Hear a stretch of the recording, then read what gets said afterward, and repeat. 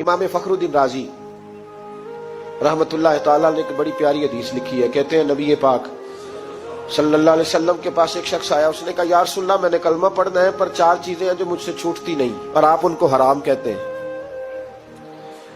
तो हुजूर आप हुक्म करे क्या करूं? फरमाया चल तू बोल वो क्या है? कहने लगा जी मैं शराब का भी आदी हूं। माज़अल्लाह, बोलिए अस्तगफिरुल्लाह, सारे बोलिए मैं शराब का आदी हूं, मुझसे छूटती नहीं।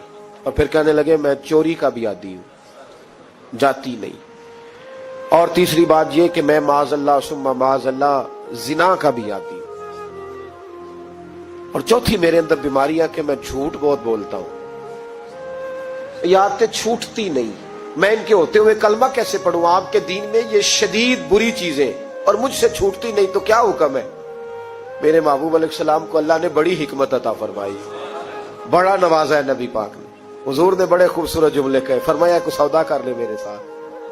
अर्ज की हुजूर हुक्म हो? फरमाया चारों में से एक छोड़ दे, कलमा पढ़ ले, सौदा कर ले। कहा हुजूर हुक्म करे कौन सी? सहाबा कहता है अब हम घूम रहे थे कि ये क्या बात है, चारों चीजें हराम में कतई है। हुजूर कहते एक छोड़ दे, मैं एक वादा कर। कहा या रसूलल्लाह हुक्म करे? तो सहाबा कहते हैं अब जब हुजूर ने कहा एक छोड़ दे तो हम फिर तज्जिया कर रहे थे कि शराब बड़ी गंदी है, जिना बड़ा गंद है, चोरी किसी के हक में डाका है, जुल्म है।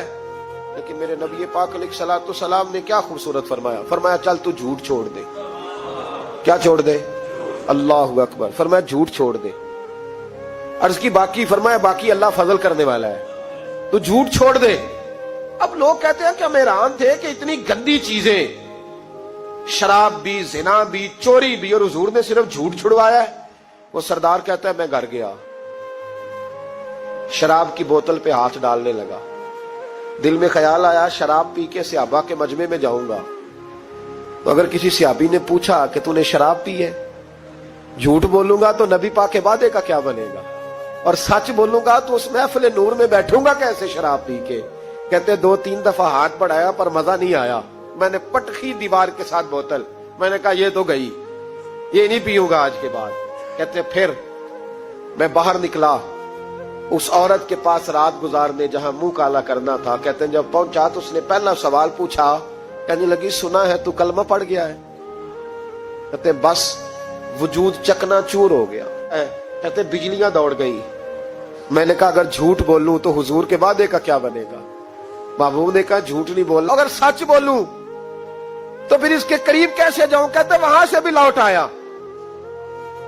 अब मेरी जिना की आदत भी गई।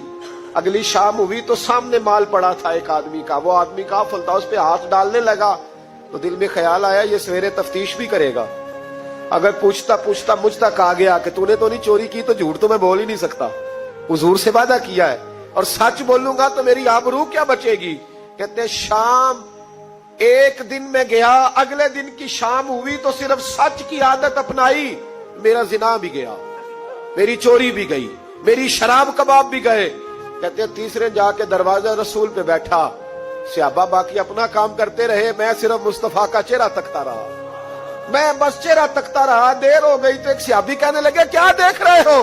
तो मैंने कहा इस रसूल का कमाल देख रहा हूं, इस महबूब का कमाल देख रहा हूं। एक झूठ छुड़वाया है तो रब करीम ने मुझे सारे तकवे अता फरमा दिए।